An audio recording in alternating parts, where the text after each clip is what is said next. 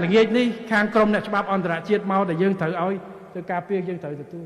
យើងរៀបចំមេធាវីរៀបចំអ្នកច្បាប់មិនមែនអ្នកច្បាប់តែក្នុងស្រុកយើងយកអ្នកច្បាប់មេធាវីអន្តរជាតិដែលមានកម្រិតការពារតើមេធាវីមិននៅក្នុងកប៉ាល់យើងទេការរៀបចំឯកសាររៀបចំក្រុមការងារ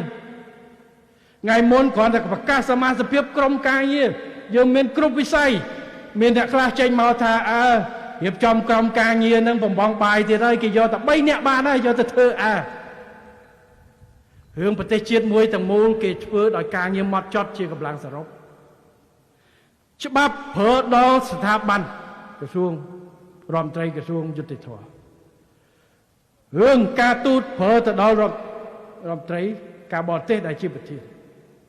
យើងយកចិត្តទុកដាក់ផលប្រយោជន៍ជាតិ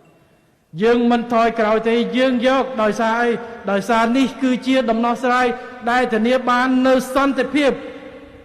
ធានានៅការសហប្រតិបត្តិការគ្នាបន្តទៀតជៀសផុតពីការបង្ហូរឈាម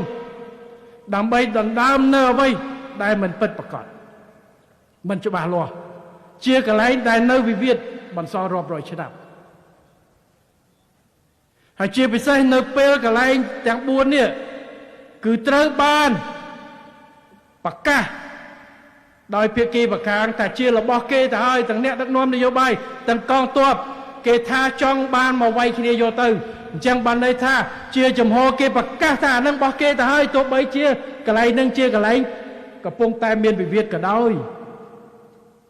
នេះគឺជាការប្រកាសឯកតោភាគីត្រៀមប្រយុទ្ធកងទ័ពចិត្តជល់គ្នា